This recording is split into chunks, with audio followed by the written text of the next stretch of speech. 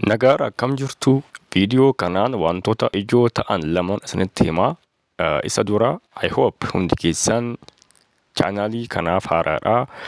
YouTube chaanaalii kana irraa freshman koorsii kanneen akka logic and critical thinking, physics, mathematics, economics fi qorumsa mid examii fi final examii ni argattu. Egaa darbuun keessan murtaa'aa waan ta'eef chaanaalii kana subscribe, like gochuudhaan deemsa keessan isa lammaffaa kan ta'e freshman koorsii na waliin eegala. Egaa viidiyoo kanaan wantoota gurguddoo lamaan isinitti hima. Tokkoffaa firiin qorumsa intiraansii kan bara kanaa jechuudha yoom fuumaa, akkasumas waa'ee yuunivarsiitii Finfinnee fi Adaamaa astuu lamaan jechuudha isinitti hima. Lammaffaa irratti immoo bara kana rimediyaaliin ni jira kan jedhu bal'inaan kanan isiniif himu ta'a. Tokkoffaa irratti firiin qorumsa intiraansii yoom fuuma.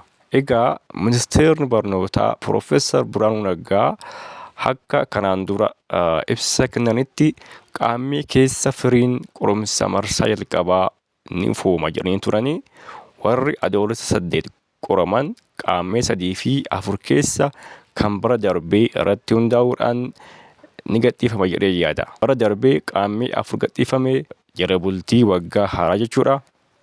Most probably yeroo ammaa kanatti firiin sirreeffamee dhumeera jennee yaadnu. Guyyaa firiin qormaataa itti gadhiifamu guyyaa tokko dursuudhaan Profeesar Biraanuu Naggaa guyyaa sa'aatii 7 yookiin 8 irratti ibsa bal'aa ta'ee miidiyaadhaaf ni kennu. Achiin booda halkan sa'aatii 6 irratti firiin qorumsa karaa onlaayinii ni ifoomaa jechuudha. Sababiin halkan sa'aatii 6 ta'eef dhiphinni intarneetii akka hin jiraannee fi barattoonni baay'een halkanuma sana ilaallatu, warreen afan immoo ganama guyyoota lamaan dhufan gidduutti ilaalanii ni xumuramaa jechuudha. So akka iskeejuulii ministeerri barnootaatti qaamni 3 fi 4 irra hin darbu. Kanaan booda parsantii 50 ol warreen fiddan freshmaanii barachuudhaaf ni qophooftu jechuudha. Bara kana haalli ramaddii baay'ee ariifataadha. Fulbaana 5 ramaddii keessan ni bartu. Achiin booda fulbaana 8 booda waamichi ni eegala jedha ibsi iskeejuuliin ministeera barnootaa jechuudha. Egaa kun baay'ee ulfaataadha. Fakkeenyaaf barreen gaddaa akkasuma jedhanii barattoonni ji'a onkololeessaa booda waamamuu eegalanii yoo akka jedhan ta'e baay'ee gaariidha. Isin waan si miidhuun qabu. Firiin eega gadhiifamee booda irra deebitanii warri darbitan qofti biyya ni filattu.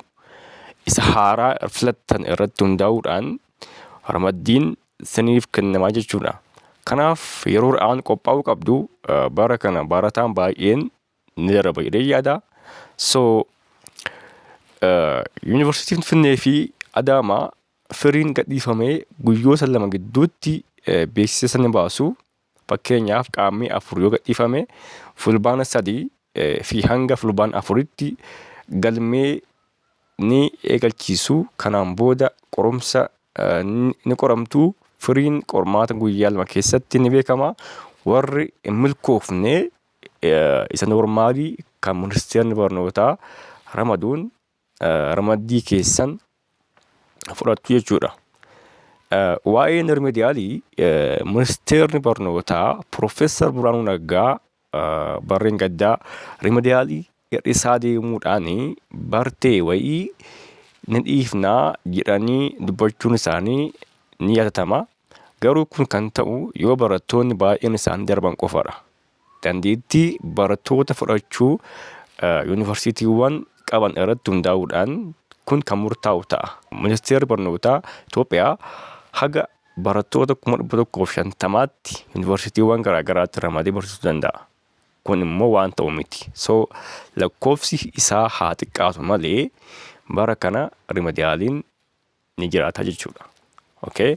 Egaa haga eegdanii argachuu fi argachuu dhiisuu maltu. Kanaaf lachuu isaatiifuu qopheessaa. Okay? Tasuma iyyuu of hin dhiphisinaa. Firii gaarii isiniif hawwinaa. Horaa bulaa.